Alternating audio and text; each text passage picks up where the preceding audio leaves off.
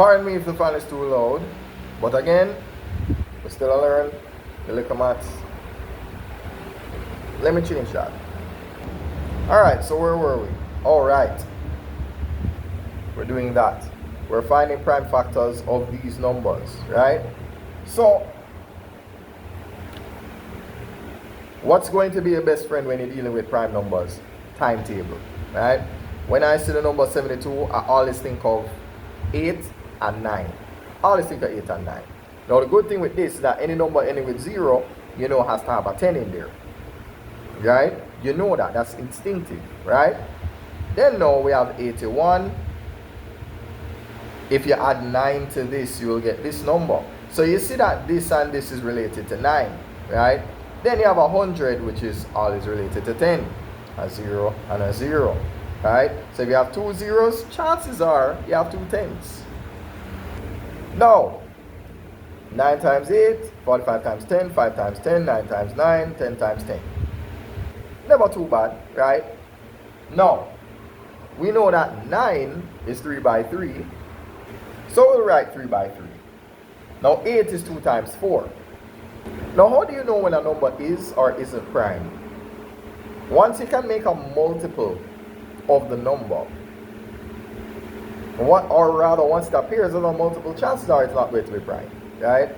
Once it's made up of another number, then yeah, it's not going to be. So 4, 6, 8, 10, 12, 14, all of those numbers, yeah. The only prime number that is at the beginning of the timetable for 2 is 2.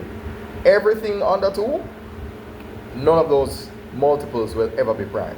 So we need this to be prime again. So 4 is 2 times 2. So why don't we put that over there? Now we're almost done with that, but we're going to move on to the others, right? So let's try 45 and 10. We know these are related to 5. And the good thing about when you multiply is that you can switch the order and it's still the same. So we can call it 2 times 5 instead of 5 times 2 and 9 times 5 instead of, you know. Now what I've underlined is the only number that isn't prime, right? 9 is what? A multiple of 3. Once you found a multiple, you know that that number isn't prime. So we're going to change 9 to 3 by 3. So now this will be 3 by 3 by 5. So now that we have this, technically, we're going to use all of this, right? So let's put it in order. 2, 3, 3, 5, 5. Let's do that.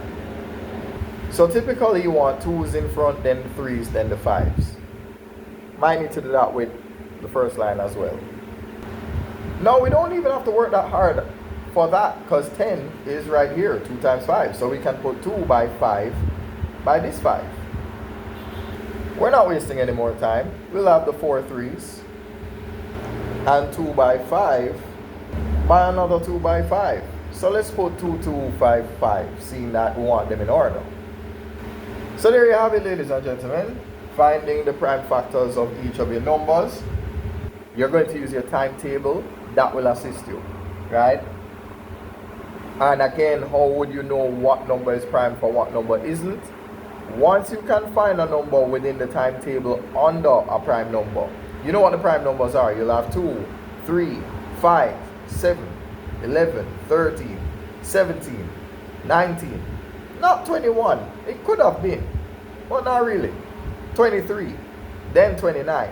And how you know? Once a number is divisible by any other number other than 1, then that's your clue. So if you say 24, no, you can divide that by 2. 25, no, you can divide that by 5. 26, no, we can divide that by either 2 or 13. 27, now we can divide that by 3. 28, we can divide that by 4 or 7. So these are, so once you pick up that it's divisible by some other number other than 1, then you'll know. So you'll just skip those, right?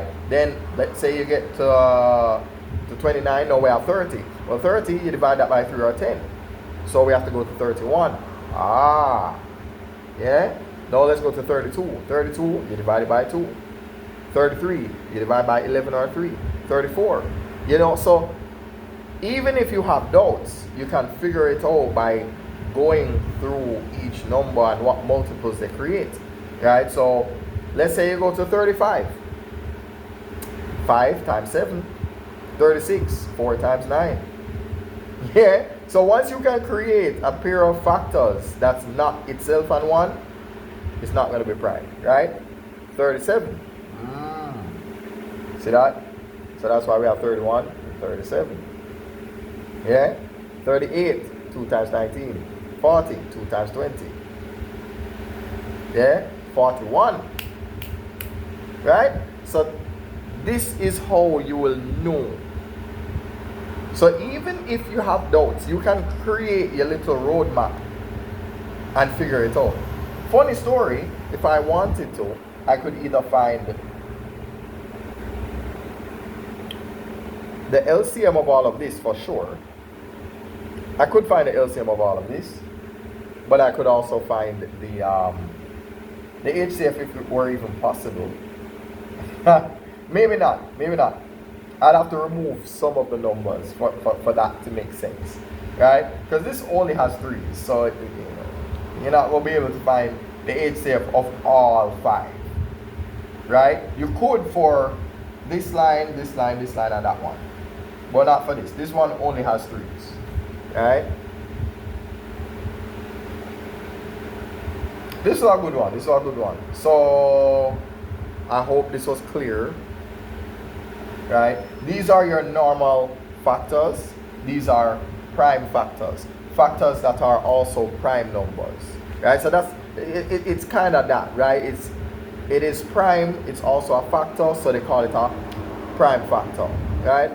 These are just your normal composite factors, right?